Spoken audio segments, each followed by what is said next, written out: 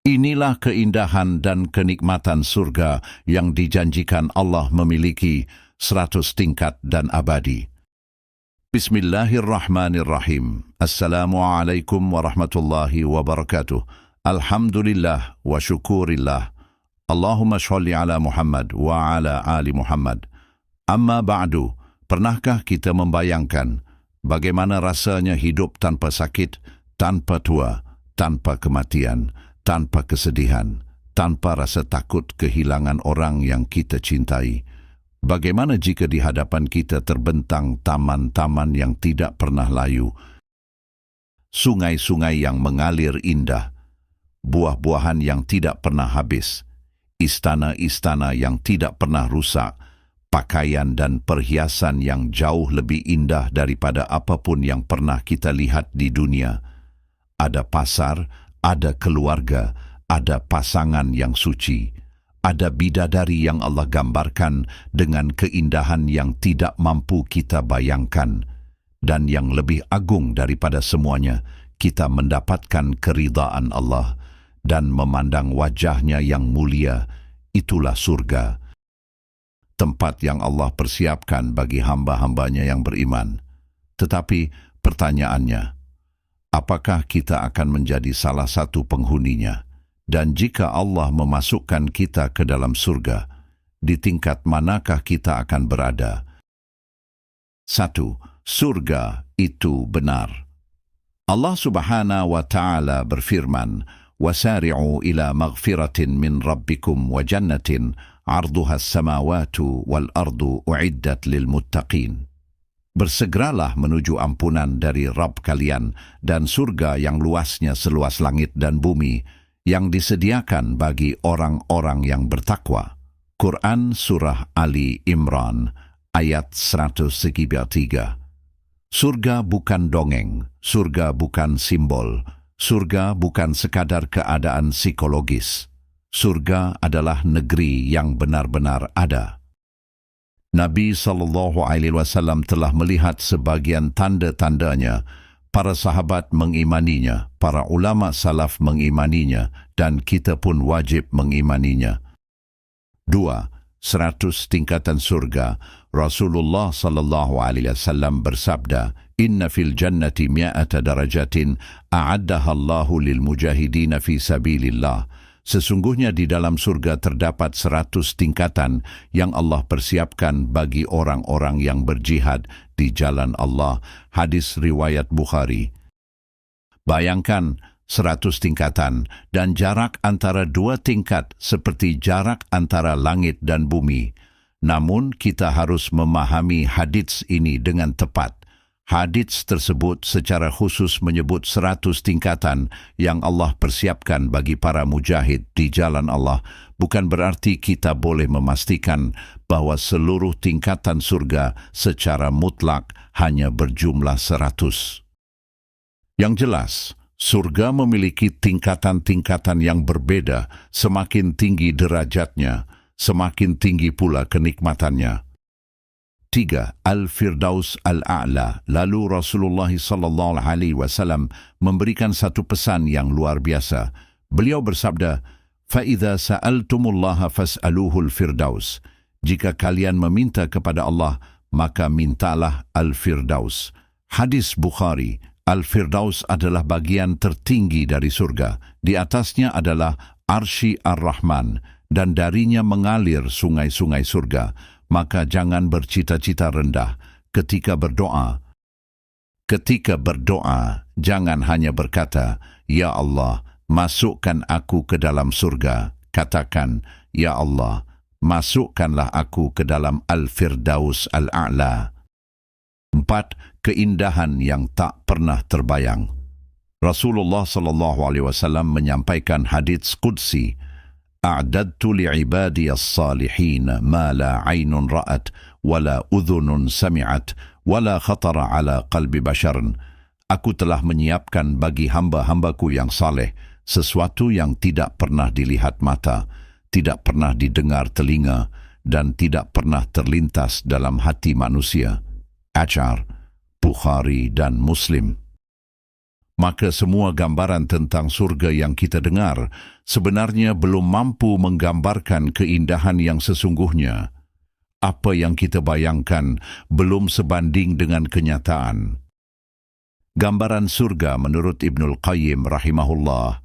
Ibnul Qayyim menggambarkan surga dengan ungkapan yang sangat indah. Apabila seseorang bertanya tentang tanahnya, bangunannya, pepohonannya, buah-buahannya, sungai-sungainya, makanannya, minumannya, naungannya, luasnya, pakaian penghuninya, wajah mereka, pasangan mereka, dan kenikmatan yang mereka dengarkan, maka setiap bagian menunjukkan kesempurnaan yang tidak mungkin dibandingkan dengan dunia. Ringkasan penggambaran ini memang dinukil dari Hadith Al-Arwah. 1. Tanah surga, Ibnul Qayyim menyebutkan bahwa tanah surga adalah misk dan za'faran, misik dan za'faran. Ini bersandar pada riwayat-riwayat tentang sifat tanah surga yang beliau kumpulkan. Dan Rasulullah SAW bersabda, "Turbatuha za'faranu wa tinuhal misku." Tanahnya adalah za'faran dan lumpurnya adalah misik. Riwayat ini terdapat dalam pembahasan sifat surga. Bayangkan sebuah negeri yang tanahnya sendiri harum, bukan tanah yang berdebu, kotor dan penuh najis seperti dunia. 2. Batu-batu dan bangunannya. Ibnul Qayyim menyebutkan bahwa kerikil dan batu-batu surga berupa mutiara dan permata, sementara bangunannya tersusun dari batu bata emas dan perak. Ini selaras dengan hadits tentang bangunan surga yang diriwayatkan dalam kitab-kitab hadits. Allah Azza wa Jalla juga berfirman, "Wa masakina tayyibatan fi jannati adnin," dan tempat-tempat tinggal yang baik di dalam surga Adin. Surah At-Taubah ayat 72. 3. Pepohonan yang luar biasa. Ibnul Qayyim menggambarkan pepohonan surga dengan keindahan yang tidak dapat dibandingkan dengan pepohonan dunia. Dalam nukilan terkenalnya, beliau menyebut batang pepohonan surga berupa emas dan perak. Rasulullah SAW bersabda, "Inna fil jannati la syajaratan yasiru rakibu fi dhilliha mi'ata amin la yaqta'uha." Sesungguhnya di dalam surga terdapat sebuah pohon yang seorang pengendara dapat berjalan di bawah naungannya selama 100 tahun, namun tidak dapat melewatinya. Hadis Bukhari dan Muslim. Subhanallah, satu pohon saja memiliki naungan yang demikian luas. 4. Buah-buahan yang sempurna. Ibnul Qayyim menyebutkan bahwa buah-buahan surga lebih lembut daripada mentega dan lebih manis daripada madu dalam gambaran yang beliau nukil. Allah Azza wa Jalla berfirman, "Wa fakihatin mimma yatakhayyarun," dan buah-buahan dari apa yang mereka pilih. Quran Surah Al-Waqi'ah ayat 20. Dan qutufuha daniyah, buah-buahannya dekat. Quran Surah Al-Haqqah ayat 23. Tidak perlu memanjat, tidak perlu bekerja keras, tidak perlu takut kehabisan. Apa yang diinginkan tersedia sebagai kenikmatan Allah. 5. 4 sungai yang sangat berbeda dari sungai dunia. Ibnul Qayyim menjelaskan sungai-sungai surga berdasarkan firman Allah, "Fiha anharun min ma'in ghairi asinin, wa anharun min labanin lam yataghayyar ta'muhu, wa anharun min khamrin ladzatin lil syaribin, wa anharun min asalin musaffan." Di dalamnya terdapat sungai-sungai air yang tidak berubah, sungai-sungai susu yang tidak berubah rasanya, sungai-sungai susu yang tidak berubah rasanya, sungai-sungai khamar yang lezat bagi peminumnya, dan sungai-sungai madu yang murni. Quran Surah Muhammad ayat 15. Perhatikan, semuanya disebut sungai, bukan hanya segelas, bukan hanya sebotol, sungai, dan semuanya sempurna tanpa kerusakan sebagaimana kenikmatan dunia. 6. Minuman dan makanan. Ibnul Qayyim menyebutkan makanan berupa buah-buahan yang dipilih, daging burung yang diinginkan, berbagai minuman surga. Allah Azza wa Jalla berfirman, "Walahmi tayrin mimma yashtahun," dan daging burung dari apa yang mereka inginkan. Quran Surah Al-Waqi'ah ayat 21. Tidak ada sakit perut, tidak ada keracunan, tidak ada makanan basi, tidak ada efek buruk, karena seluruh kenikmatan surga adalah kenikmatan yang sempurna. 7. Naungan yang tidak berakhir. Ibnul Qayyim menukil hadits tentang luasnya naungan pohon di surga. Seorang pengendara dapat berjalan di bawahnya selama 100 tahun tanpa melewatinya. Bandingkan dengan dunia, kita mencari tempat teduh karena panas. Di surga, naungan itu sendiri menjadi kenikmatan yang sangat luas. Allah Tabaraka wa Ta'ala berfirman, "Wa dhillin mamdud," dan naungan yang terbentang luas. Surah Al-Waqi'ah ayat 30. 8. Luasnya surga. Allah Azza wa Jalla berfirman, "Wa jannatin 'arduha as-samawati wal ard," dan surga yang luasnya seluas langit dan bumi. Quran Surah Ali Imran ayat 103. Ibnul Qayyim kemudian mengumpulkan berbagai nash yang menunjukkan betapa luasnya kerajaan dan tempat tinggal penghuni surga. Maka jangan membayangkan surga seperti sebuah taman kecil. Surga adalah negeri yang luasnya tidak dapat kita bayangkan. Di dalam surga terdapat 100 tingkatan yang Allah persiapkan bagi para mujahid di jalannya. Bahkan penghuni surga yang paling rendah kedudukannya mendapatkan kerajaan yang sebanding dengan dunia dan 10 kali lipatnya. Lalu bagaimana dengan kenikmatan penghuni Al-Firdaus Al-A'la? Tidak ada mata yang pernah melihatnya, tidak ada telinga yang pernah mendengarnya, dan tidak pernah terlintas dalam hati manusia. Maka jangan tukarkan kehidupan akhirat yang kekal dengan dunia yang fana. 9. Pakaian, perhiasan dan istana. Allah Azza wa Jalla berfirman, "Yalbasuna thiyaban khudran min sundusin wa istabraq." Mereka memakai pakaian hijau dari sutra halus dan sutra tebal. Quran Surah Al-Kahf ayat 31. Di sana ada perhiasan, ada tempat tinggal yang baik, ada kenikmatan yang tidak pernah berakhir. Namun, semua itu bukan kenikmatan terbesar. 10. Bidadari yang indah. Allah Subhanahu wa Ta'ala berfirman, "Wa hurun 'ain aka amthalil lu'lu'il maknun." Dan ada bidadari-bidadari yang bermata indah, laksana mutiara yang tersimpan. Quran Surah Al-Waqi'ah ayat 22 dan 23. Allah juga berfirman, "Ka'annahunnal yaqutu wal marjan." Seakan-akan mereka adalah yakut dan marjan. Surah Ar-Rahman ayat 58.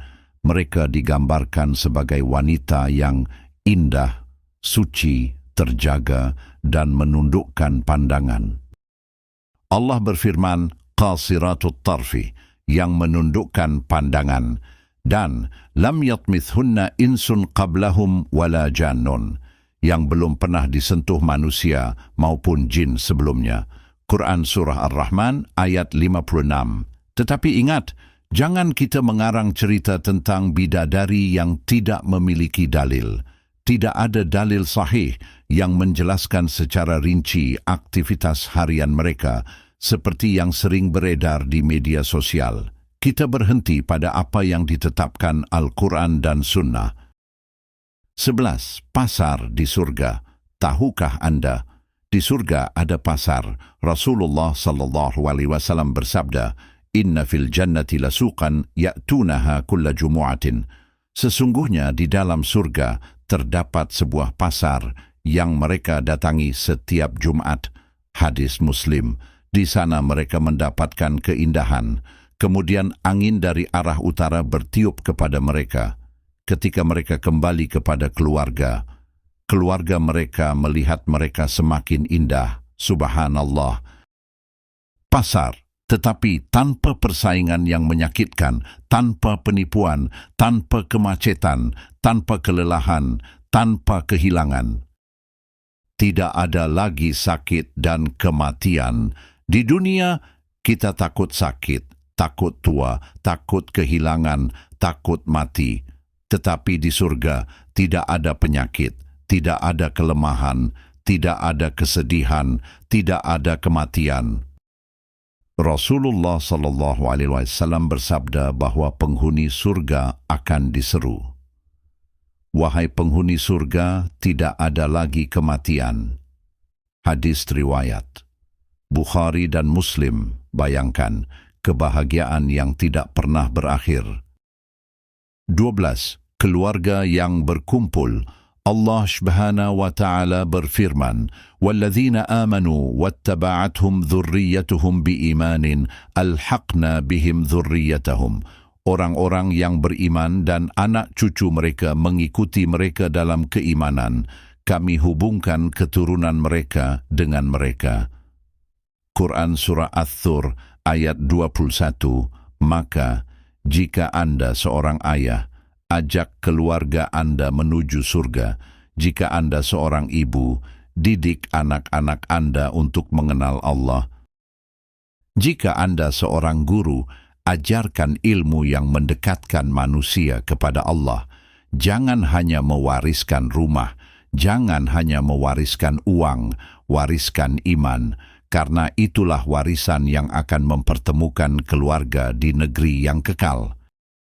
13. Tidak ada kebencian. Allah Subhanahu wa Ta'ala berfirman, "Wa naza'na ma fi sudurihim min ghillin ikhwanan." Kami cabut segala rasa dengki yang ada dalam hati mereka. Mereka menjadi bersaudara. Surah Al-Hijr ayat 47. Tidak ada iri hati, tidak ada dendam, tidak ada fitnah, tidak ada permusuhan, tidak ada perkataan yang menyakitkan, hanya kedamaian. 14. Kenikmatan terbesar. Saudaraku, jangan sampai kita mengira kenikmatan tertinggi adalah makanan. Bukan istana, bukan sungai, bukan perhiasan, bukan bidadari. Ada sesuatu yang jauh lebih besar, keridhaan Allah. Allah Azza wa Jalla berfirman, "Waridwanun minallahi akbaru." Dan keridhaan Allah itu lebih besar. Surah At-Taubah ayat 72. Dan Allah Azza wa Jalla berfirman, "Wujuhun yawma idzin nadhiratun ila rabbiha nadhiratun." Wajah-wajah pada hari itu berseri-seri memandang kepada Rabbnya. Quran Surah Al-Qiyamah ayat 22 dan 23. Inilah puncak kenikmatan, melihat wajah Allah Azza wa Jalla. Maka, jangan jadikan surga sekadar tempat untuk memenuhi keinginan duniawi. Jadikan surga sebagai jalan menuju ridha Allah. 14. Lalu, bagaimana cara meraih Al-Firdaus? Inilah pertanyaan terpenting. Allah sendiri menjawabnya, "Qad aflahal mu'minun." Sungguh beruntung orang-orang yang beriman. Siapa mereka? Alladzina hum fi salatihim khashi'un, yang khusyuk dalam salatnya. Pertama, jaga tauhid dan iman. Jangan mempersekutukan Allah, jangan beribadah kepada selain Allah. Kedua, jaga salat, bukan sekadar salat, tetapi salat dengan khusyuk. Ketiga, tinggalkan kesia-siaan, jangan habiskan umur dengan sesuatu yang tidak bermanfaat. Keempat, tunaikan zakat dan kewajiban. Kelima, jaga kehormatan diri, jauhi zina, jauhi pornografi, jauhi segala pintu menuju maksiat. Keenam, jaga amanah, jangan khianati kepercayaan.